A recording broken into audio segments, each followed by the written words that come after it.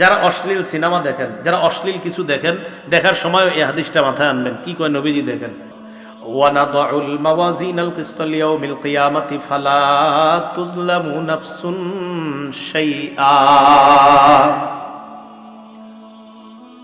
আল্লাহ বলেন, আমি কিয়ামতের ময়দানে ওজনের পাল্লা কায়েম করব, মানুষের আমলনামা ওজন করার জন্য, ইনসাফ কায়েম করার জন্য। কারো প্রতি সামান্য অবিচার করা হবে না। 4 শ্রেণীর সাক্ষী কিয়ামতের ময়দানে দাঁড়িয়ে যাবে। 1 নাম্বার, জমিন সাক্ষী দিবে। এই জন্য জমিনের মধ্যে যখন আমরা চলি, সূরা মুলকের 16 নাম্বার আয়াত সব সময় মনে রাখবো। জমিনে হাঁটার সময় মনে রাখবো, আল্লাহ বলেন, আমিনতুম মান ফিস সামাই আইয়াখসিফা বিকুমুল আরদা ফাইদা হিয়া তামুর। তোমরা কি আসমানওয়ালার থেকে নিশ্চিত হয়ে গেছো যে জমিন তোমাদেরকে, জমিনের মধ্যে আসমানওয়ালা ধ্বংস করে দিবেন না, জমিনের নিচে ধসিয়ে দিবেন না, আর জমিন তোমাদেরকে নিয়ে থর থর করে কাঁপতে থাকবে। এই ব্যাপারে তোমরা নিশ্চিত হয়ে যেও না। আল্লাহ বলেন, জমিনে যখন হাঁটো, জমিনে যখন চলো, তোমরা কি নিশ্চিত হয়ে গেছো? যেমনে অহংকার করো, ভাবসাবে মনে হচ্ছে যে জমিনের নিচে আল্লাহ ধ্বংস করে দিতে পারেন না, জমিনের নিচে আল্লাহ তোমাদেরকে ধসিয়ে দিতে পারেন না, এই ব্যাপারে কি তোমরা নিশ্চিত হয়ে গেছো? বলেন, আল্লাহ চাইলে যে কোনো মুহূর্তে জমিনের একদম 1000 মাইল গর্তের নিচে আল্লাহ আমাদেরকে নিতে পারেন কিনা? তা আল্লাহকে নিশ্চিত হয়ে গেছো? বলেন, জমিনের নিচে ধসিয়ে দেওয়ার ঘটনা অনেক আগে ঘটছে না কিছুদিন আগেও ঘটছে? তুরস্কে বাড়ি সহ গেছে না? তো 1 নাম্বার সাক্ষী হবে জমিন। সূরা জিলজালের 4 নম্বর আয়াত আল্লাহ বলেন, ইয়াউমা ইযিন তুহাদ্দিসু আখবারাহা। সেদিন জমিন তার বৃত্তান্ত সব বলে দিবে। এটা হাদিস শুনেন খুব মনোযোগ দিয়ে। এই হাদিসটাও জমিনের উপর যখন চলবেন আর মাথায় রাখবেন। যারা অশ্লীল সিনেমা দেখেন, যারা অশ্লীল কিছু দেখেন, দেখার সময় এই হাদিসটা মাথায় আনবেন। কি কয় নবীজি দেখেন, তিরমিজি শরীফের 2429 নম্বর হাদিস। রাসূলুল্লাহ সাল্লাল্লাহু আলাইহি সাল্লাম এই আয়াত তেলাওয়াত করলেন, সূরা জিলজালের 4 নম্বর আয়াত তেলাওয়াত করার পর নবীজি বলেন, আতাদরুনা মা আখবারুহা।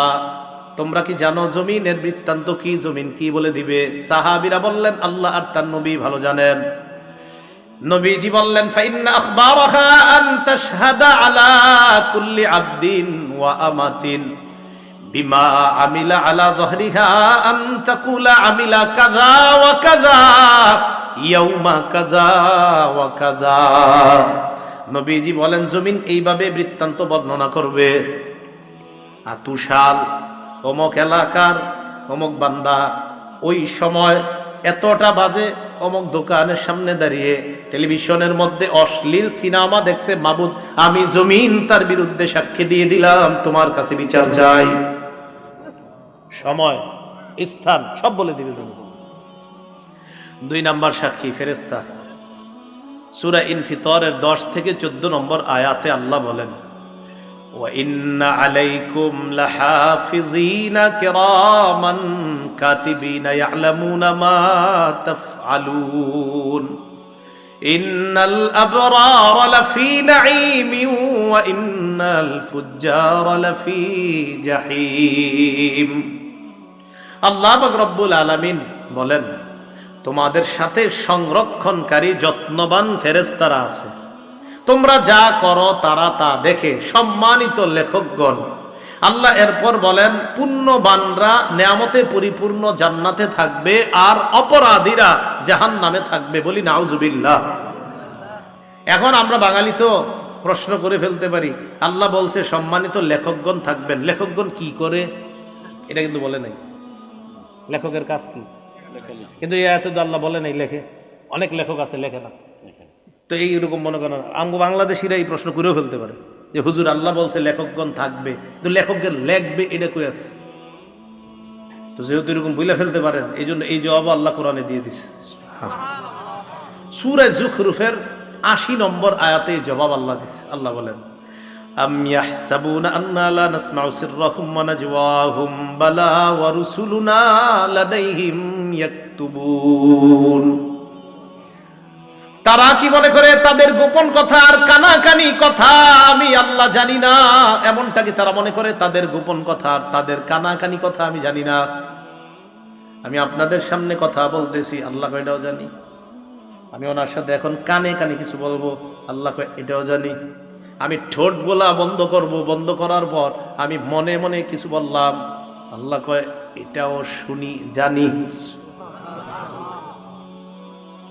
তুমি ঠোঁট খোলো আর বন্ধ করো। হাদিসের মধ্যে আসছে, হাদিসে কুদসির মধ্যে আসছে, আল্লাহ পাক রব্বুল আলামিন বলেন, বান্দা আমাকে যদি ইনজাকারানি ফি নাফসিহি, বান্দা যদি মনে মনে আমারে স্মরণ করে, দেখেন আমি চুপচাপ আছি, এখন ঠোঁট বন্ধ, বিছানায় বালিশে মাথা লাগায় চিন্তা করলাম, আল্লাহর নিয়ে শুধু চিন্তা করছি, আমি কিন্তু ঠোঁট বন্ধ, চিন্তা করছি। আল্লাহ কয় বান্দা তোমার চিন্তা দেখতেছি, শুনতেছি, আমারে তুমি মনে মনে স্মরণ করছো। যাকারতুহু ফি নাফসিহি, আল্লাহ বলে যেই বান্দা আমারে মনে মনে স্মরণ করে আমিও তারে মনে মনে স্মরণ করি। আল্লাহ বলেন তাদের গোপন কথা আর তাদের কানাকানি কথা আমি কি শুনি না, আমি কি জানি না? তারা কি এমনটা মনে করে? না না, আমি সব জানি। শুধু তাই নয়, বালা ওয়া রুসুলুনা লাদাইহিম ইয়াকতুবুন, আমার ফেরেশতাগণ তাদের আমলনামা, তাদের কর্মকাণ্ড লিপিবদ্ধ করে নেয়। লেখেনি তো? লেখকগণ শুধু থাকে না, লেখেও। তাহলে বলেন সম্মানিত ফেরেশতা লেখকগণ তারা দেখে, বলেন ফেরেশতা, বলেন ফেরেশতাগণ দেখে, শোনে, লেখে। এখন আসেন, লেখা তৈরি করার পর একটা খাতা, এটা একটা খাতা, এটা একটা খাতা, এই খাতার মধ্যে লেখাগুলো তৈরি হয়ে গেছে, 1 পৃষ্ঠা 2 পৃষ্ঠা, ঠিক আছে না? এবার বন্ধ খাতা। এবার এই খাতা আমল নামা ফেরেশতাগণ আল্লাহর কাছে পেশ করবে কিয়ামতের ময়দানে। এই খাতাটা আল্লাহ বলেন সূরা বনী ইসরাঈলের 13-14 নম্বর আয়াত, ওয়া নুখরিজু লাহু ইয়াউমাল কিয়ামাতি কিতাবান ইয়ালকাহু মানশুরা। আল্লাহ বলেন বান্দার জন্য আমলনামা আমি খুলে দিব, বান্দা তার আমলনামা খোলা অবস্থায় দেখতে পাবে, তাকায় দেখবে সব লেখা। এবার আল্লাহ বলবে ইকরা কিতাবাক, বান্দা কি ঠিক আছে, পড়ো, সব নিজেই পড়ো। কাফা বিনাফসিকাল ইয়াউমা আলাইকা হাসিবা, যা করছো এটির হিসাবের জন্য তুমি যথেষ্ট। সূরা কাহাফের 49 নম্বর আয়াতে আল্লাহ বলেন বান্দা যখন আমলনামা দেখবে, দেখার পর অনেক বান্দাদের অবস্থা হবে এমন, অপরাধী যারা তাদের অবস্থা কেমন হবে? আল্লাহ বলে ওয়া তারাল মুজরিমিনা মুশফিকিনা মিম্মা ফীহ, নবী আপনি তাকায় দেখবেন অপরাধীরা তাদের আমলনামাটার দিকে তাকায় ভয় পাইতেছে, ভয়ে থরথর করে কাঁপবে আর বলবে মালি হাদাল কিতাব লা ইউগাদিরু সগীরাতাও ওয়ালা কাবীরাতান ইল্লা আহসাহা। অপরাধীরা আমলনামার দিকে তাকায় ভয়ে ভয়ে চোখগুলা বড় করে তাকায় বলবে সর্বনাশ, এটা কেন আমলনামা, এটা আবার কেমন আমলনামা? ছোট বড় কোনো কিছুই ছাড়ে নাই। আমি রাতের অন্ধকারে মা বাবার দৃষ্টির আড়ালে আমার রুমের মধ্যে দরজা লাগিয়ে অন্ধকারের মধ্যে একা একি একটা অপরাধ করেছিলাম, এটাও দি এখানে লেখা ইল্লা আহসাহা। বলবে এটা কেমন আমলনামা? এটা সব লেখা। পুকুরে পানির নিচে ডুব দিয়ে কি করছেন, সব লেখা। ওয়াজাদু মা আমিলু হাদিরা, সব পাবে।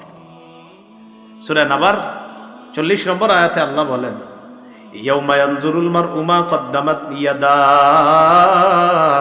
মানুষ যা আমল করছে সব দেখতে পাবে। ওয়া ইয়াকুলুল কাফিরু ইয়া লাইতানি কুনতু তুরাবা, কাফের বলবে হায় যদি আমি মাটি হয়ে যেতাম। কাফের কি বলবে? আমি যদি কি দেখা? আমল নামা। বলেন কি দেখা? আসেন আগের কথা, আমলের প্রতিদান নির্ভর করে কিসের উপর? নিয়তটা ঠিক করেন, আল্লাহ বুঝার তৌফিক দান করেন। এখন আমল নামা অপরাধী দেখে এইভাবে কাঁপতে কাঁপতে থাকবে থরথর করে। যাক, শেষ হলো এই পর্ব, দ্বিতীয় সাক্ষীর পর্ব। প্রথম সাক্ষী, দ্বিতীয় সাক্ষী ফেরেশতা। তো আজকে থেকে আমরা জমিনে চলার সময় মনে রাখবো যে জমিন আমার সাক্ষী হচ্ছে। আমি কি করছি, কোন সময়, কোন মুহূর্তে, কোন চা স্টলের সামনে দাঁড়িয়ে অশ্লীল কিছু দেখছি, কি করছি, সব জমিন সাক্ষী দিবে। 2, শুধু জমিন না, ফেরেশতারা সম্মানিত লেখকগণ এইখানে আছে, আমার সব কর্মকাণ্ড দেখতেছে, শুনতেছে, লিখতেছে। মনে থাকবে। 3, অঙ্গ প্রত্যঙ্গ। ও মনে আছে মাশাআল্লাহ আপনাদের, অঙ্গ প্রত্যঙ্গ। আচ্ছা, এবার সবাই একটু চোখ বন্ধ করেন তো আমার সাথে। করছেন? খোলেন। চোখ বন্ধ করলে কিছু দেখা যাচ্ছে? আচ্ছা, একবার একটু ভাবেন তো, আল্লাহ যদি জন্ম থেকে এই দুই চোখ না দিতেন?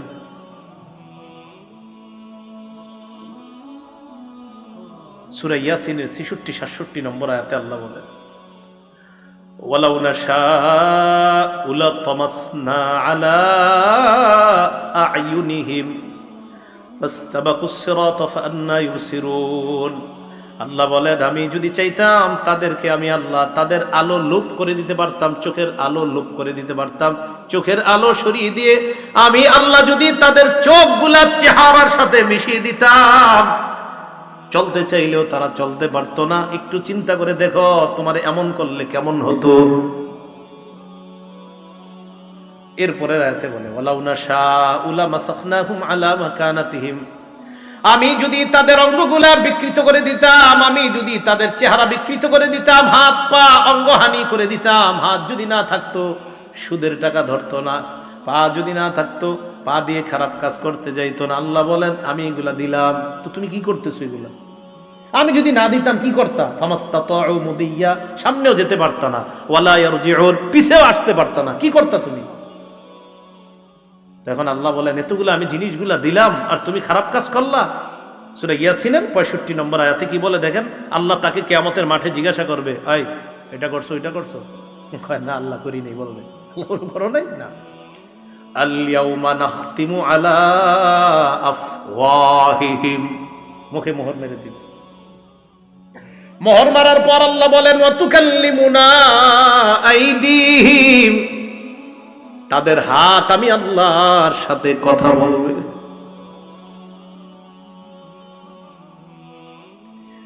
একটু চিন্তা করে দেখেন, হাত যদি আল্লাহকে বলে, আল্লাহ এই হাত দিয়ে ঘুষের টাকা, সুদের টাকা ধরছে। নিয়ম হলো, কেউ যদি কথা বলে এটার বিপক্ষে, কথা বলার পর ওই কথার পক্ষে সাক্ষীর প্রয়োজন হয়, তাহলে আল্লাহর সাথে হাত কথা বললো, এবার সাক্ষী কি?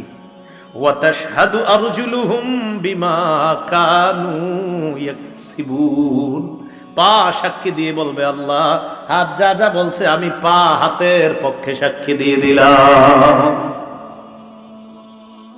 একটু চলেন না রাস্তা হাইটে, একটু ভাবেন না নিজেরে যে আমার চোখ যা করবে, আমার হাত যা করবে, আমার হাত আল্লাহরে বলবে। বলার পর এরকম হতে পারে যে বান্দা কইতে পারে, আল্লাহ হাত বলছে, সাক্ষী কই? বান্দার তো মুখ বন্ধ, তো বান্দা বলতে পারে, আল্লাহ আমার হাত বলছে, তা হাত যে বলছে এটা সাক্ষী কই? পা বলবে আমি সাক্ষী। আরেকটু সামনে যান, দেখেন আরো কেমন আয়াত। সূরা হামিমাস সাজদা ২০-২১ নম্বর আয়াতে আল্লাহ বলেন, হাত্তা ইযা মা জাউহা, এগুলো যখন জাহান্নামের কাছে যাবে, যখন জাহান্নামে ফালাবে আল্লাহ, শাহিদা আলাইহিম সামউহুম, কান সাক্ষী দিবে, ওয়া আবসারুহুম, চোখ সাক্ষী দিবে। এরপর কি বলে দেখেন, ওয়া জুলুদুহুম বিমা কানু ইয়ামালুন, এদের চামড়াগুলাও সাক্ষী দিয়ে দিবে, চামড়া সাক্ষী দিবে। বান্দা বলবে, ওয়া ক্বালু লিজুলুদিহিম লিমা শাহিদতুম আলাইনা, বান্দা বলবে, ও চামড়া তুমিও সাক্ষী দিলা, তুমি আবার কেমনে সাক্ষী দাও? চামড়া জবাব দিবে, আনতাকানাল্লাহুল্লাযী আনতাকা কুল্লা শাই, যে আল্লাহ যারে চায় কথা বলাইতে পারেন, ওই আল্লাহ আমি চামড়াকে কথা বলার ক্ষমতা দিয়ে দিছেন। কিছুক্ষণের জন্য ভাইবা দেখেন, এই হাত, এই পা, এই চোখ, এই চামড়া আপনার শত্রু। কিছুক্ষণের জন্য ভাবেন, কেমনে? যদি আপনি খারাপ কাজ করেন তো এরাই আপনার বিরুদ্ধে সাক্ষী দিবে, এরাই কথা বলবে। আপনি অন্য সাক্ষীর কি দরকার? কথার কথা, জমিনের সাক্ষীর কথা শুনলেন, ফেরেশতাদের কথাও শুনলেন, তো এদেরকে রাখেন না, আপনার সাথেই তো সাক্ষী ঘুরতেছে। এই যে আমার হাত, পা, চামড়া সবই তো সাক্ষী। এই হলো তৃতীয় সাক্ষী। চতুর্থ সাক্ষী, প্রধান সাক্ষী, একমাত্র সাক্ষী, যার অন্য কোনো সাক্ষী দরকার ছিল না, তিনি কে? কিন্তু আল্লাহর সিস্টেম সবকিছু করেন, আল্লাহর এটা পদ্ধতি, সিস্টেম, যে দেখো বান্দা আমি তোমার উপর কোনো জুলুম করছি না, তুমি যা করছো এ তোমার হাত সাক্ষী দিচ্ছে, তুমি যা করছো ফেরেশতা সাক্ষী দিচ্ছে, তুমি যা করছো জমিন সাক্ষী দিচ্ছে, বান্দা আমি তোমার উপর কোনো জুলুম করি নাই, এগুলো আমার দরকার ছিল না, আমি আল্লাহর, আরে সাক্ষী হিসাবে আমি আল্লাহই তো যথেষ্ট, আমি তো দেখতেছি তুমি কি করো আর না করো। সূরা হামিম আস-সাজদা আল্লাহ বলছে, আওয়ালাম ইয়াকফি বিরাব্বিকা আন্নাহু আলা কুল্লি শাইইন শাহীদ তোমার এতটুকু কি যথেষ্ট না যে তোমার কর্মকাণ্ডের ব্যাপারে সবচেয়ে প্রধান সাক্ষী আল্লাহ? আর কি সাক্ষী তুমি চাও? আল্লাহ তো সব সময় তোমাকে পর্যবেক্ষণ করতেছে তুমি কি করো আর না করো। তো অন্যগুলো তুমি বাদ দাও। সূরা আলী ইমরানের 5 নম্বর আয়াতের অনুবাদটা বলবো। এই অনুবাদটা আপনারা ডেইলি কয়েকবার একজন আরেকজনকে বলবেন, নিজের বিবিরেও বলবেন, পরিবারের ছেলে মেয়েদেরকে কয়েকবার পারলে শোনাবেন। আয়াতটা পড়ি, এরপরে অনুবাদটা বলবো। আল্লাহ বলেন, ইন্নাল্লাহা লা ইয়াখফা আলাইহি শাইউন ফিল আরদি ওয়ালা ফিস সামা। বলেন আমার সাথে, নিশ্চয়ই আল্লাহর কাছে আসমান জমিনের কোনো কিছু গোপন থাকে না। সন্তান কলেজে যাইতেছে, বলে দিবেন বাবা, আল্লাহর কাছে আসমান জমিনের কোনো কিছু গোপন থাকে না, গোপনে কিছু করো না।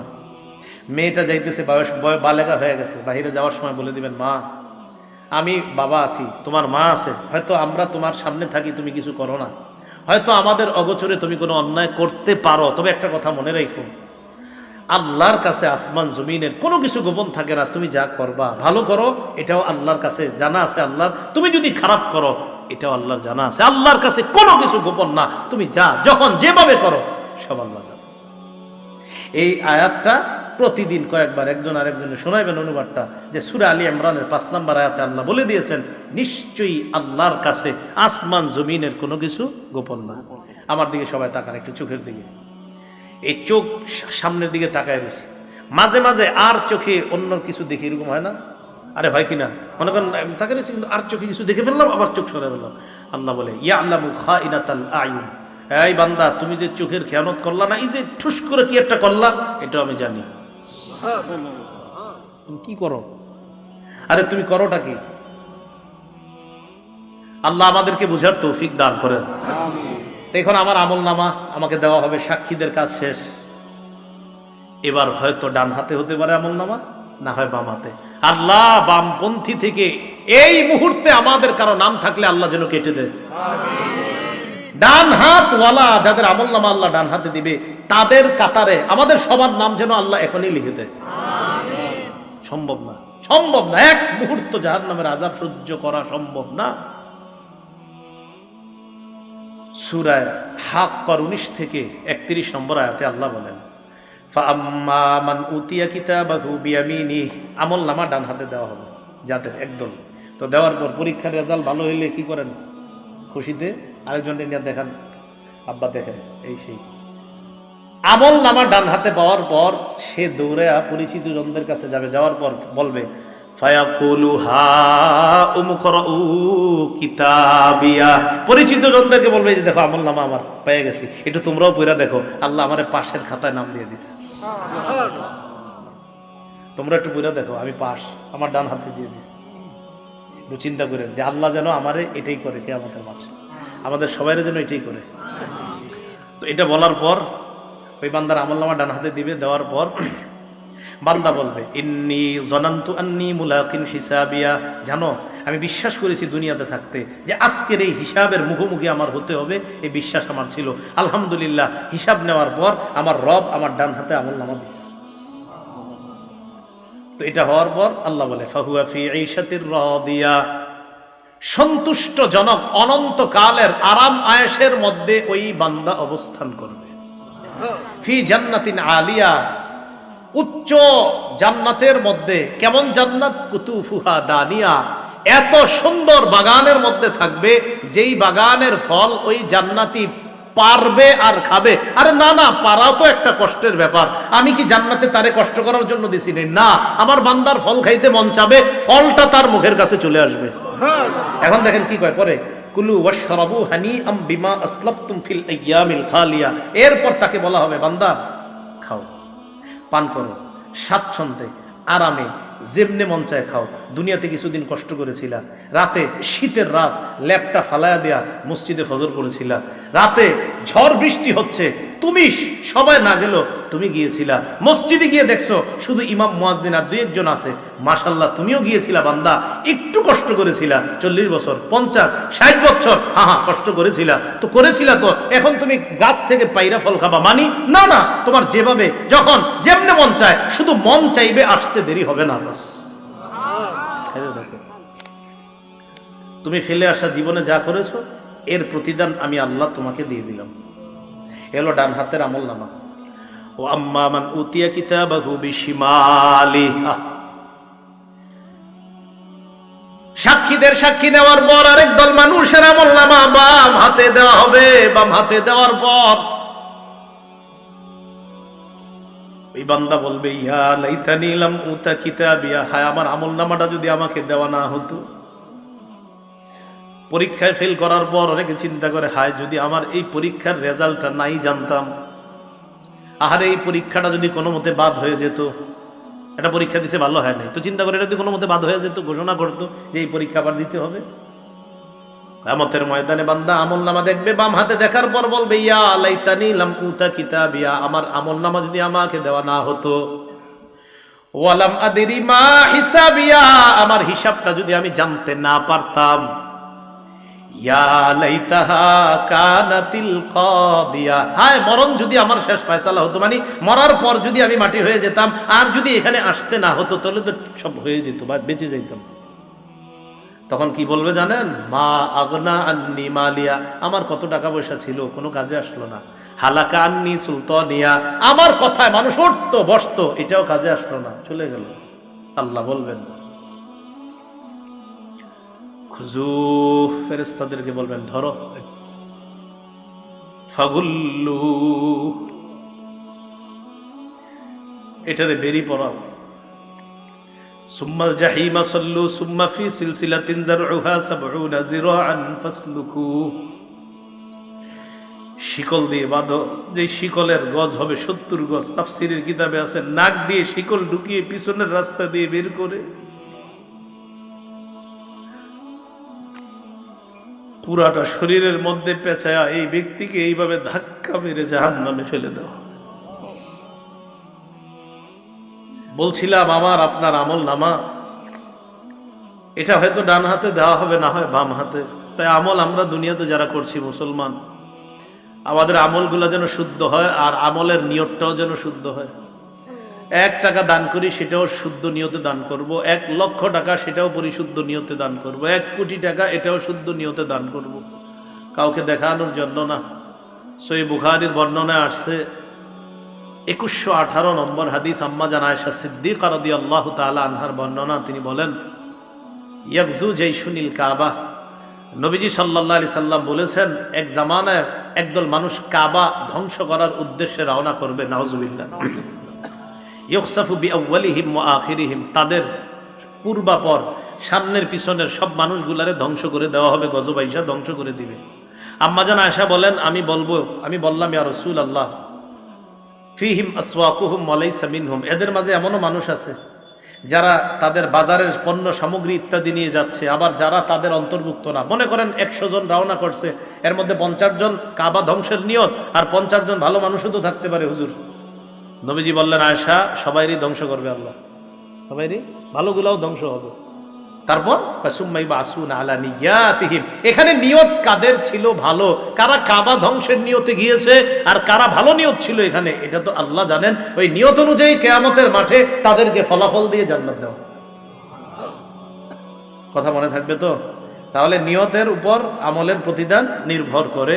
সহিহ বুখারীর বর্ণনা ১২৩ নম্বর হাদিস, রাসূলুল্লাহ সাল্লাল্লাহু আলাইহি সাল্লাম বলেন, মান কাতালা লিতাকুনা কালিমাতুল্লাহি হিয়াল উলিয়া ফাহুয়া ফি সাবিলিল্লাহ, এক ব্যক্তি আল্লাহর রাস্তায় লড়াই করে, এক ব্যক্তি আল্লাহর রাস্তায় লড়াই করে। তো আল্লাহর রাস্তায় যিনি লড়াই করতেছে উনি কোন নিয়তে আল্লাহর রাস্তায় লড়াই করতেছে এটা জানে কে? তো কোন ব্যক্তি যদি আল্লাহর রাস্তায় এই নিয়তে লড়াই করে, আল্লাহর কালিমা এটা যেন পৃথিবীর মধ্যে বিজয় লাভ করে, ইসলাম যেন বিজয় হয়ে যায়, এই নিয়তে যদি লড়াই করে, তাহলে সে প্রকৃত আল্লাহর রাস্তার মুজাহিদ বলে গণ্য হবে। কেন বলেন তো? নিয়ত পরিশুদ্ধ। বলেন নিয়ত পরিশুদ্ধ। এই জন্য মনে রাখতে হবে, রাসূল সাল্লাল্লাহু আলাইহি সাল্লাম বলেছেন, রুব্বা কাতিলিন ফি সাফাইনে আ'লামু বিনিয়াতিহি, আল্লাহু আ'লামু বিনিয়াতিহি। যুদ্ধের ময়দানে সারিবদ্ধ দুই কাতারের মধ্যে মুজাহিদরা দাঁড়িয়ে আছে, কত মুজাহিদরা শহীদ হচ্ছে, এরা প্রকৃত শহীদ কিনা এটা আল্লাহ জানেন, কারণ কোন নিয়তে শহীদ হয়েছে এটা জানেন আল্লাহ। যদি বীরত্ব দেখানোর নিয়তে শহীদ হয়ে থাকে তাহলে তো নিয়ত খারাপ, যদি বাহবা পাওয়ার আশায় শহীদ হয়ে থাকে তাহলে তো নিয়ত খারাপ। হ্যাঁ, আল্লাহর দিন দুনিয়াতে বিজয় হোক এই নিয়তে যারা শহীদ হয় তারাই তো প্রকৃত শহীদ। তাহলে কি বুঝলাম? শাহাদাত নামক ইবাদত, নামাজ নামক ইবাদত, আল্লাহর দিন পৃথিবীতে বিজয় হবে এই ইবাদত, রোজা নামক ইবাদত, হজ নামক ইবাদত, যাকাত নামক ইবাদত, সদকা নামক ইবাদত, আমাদের ছোটখাটো ইবাদত, সব ইবাদত, সব আমলের আগে কি শুদ্ধ হইতে হবে?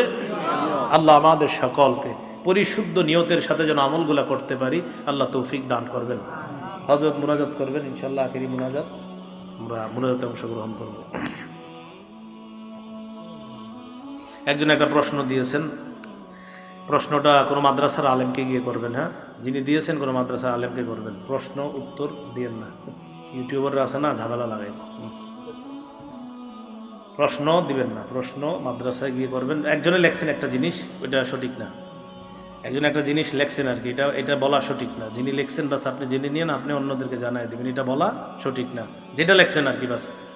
আবার আরেকজনে দেখেন না কিন্তু, যে আমি লিয়ে নিলাম, এটা যেটা লেখছেন এখানে এটা সঠিক না, যে বিষয়টা ওনারা বলে দিবেন, অনেকে জানে না তো এই জন্য বলে ফেলে, তো এটা সঠিক না, এই বিষয়টা এখানে সঠিক না, এটা বলাও ঠিক না, এটা করাও ঠিক না, এটা সঠিক না, এই বিষয়টা। তো যিনি জেনে জানার জন্য দিয়েছেন নিশ্চয়ই আপনি কোথাও দেখছেন এটা বলে, বাস তাদেরকে জানিয়ে দিন ভাই এই কথাটা সঠিক না, ঠিক আছে না? ইনশাল্লাহ আমরা কোনো ফেতনায় যাব না। তো ঠিক আছে, হুজুর ইনশাল্লাহ দোয়া করবে। দোয়ার পরে আমাকে বলছে একটা ঘোষণা দেওয়ার জন্য, ওই আপনার আমি যেই পদ্ধতিতে বয়ান করি ওই পদ্ধতিতেই বয়ানগুলা লিপিবদ্ধ করা হয়েছে, প্রায় 8-9 খণ্ড হয়ে গেছে, এর মধ্যে 3 খণ্ড ছেপে গেছে। তো 2 খণ্ড মানে দ্বিতীয় আর তৃতীয় খণ্ড প্রকাশনী থেকে এরা মনে নিয়ে এসেছে, মনে হয় সামান্য কয়েকটা আছে, 10-12টা হয়তো আছে বা কম বেশি হতে পারে, আপনাদের কারো লাগলে নিয়ে নিতে পারেন। দ্বিতীয় খণ্ডে সুদ সম্পর্কে, হালাল হারাম সম্পর্কে, আর তৃতীয় খণ্ডটা হলো স্বামী স্ত্রীর একদম দাম্পত্য জীবন পূর্ণ অধিকার, যে কোরআন হাদিস সম্বলিত একজন স্ত্রী স্বামীর কাছে কতটা অধিকার পাওনা আর একজন স্বামী তার স্ত্রীর কাছে কতগুলো অধিকার পাওনা, এই বিষয়ে এখানে একদম বিস্তারিত কোরআন হাদিসের আলোকে। আলেমরাও নিতে পারেন, সাধারণ যারা আপনারাও নিতে পারেন, আর কারো যদি হাদিস মুখস্থ করার নিয়ত থাকে আপনারাও নিতে পারেন ইনশাআল্লাহ। আল্লাহ তৌফিক দান করেন। হুজুর মুনাজাত করবেন ইনশাআল্লাহ, এরপর আমরা উঠবো। আসসালামু আলাইকুম ওয়া রাহমাতুল্লাহ।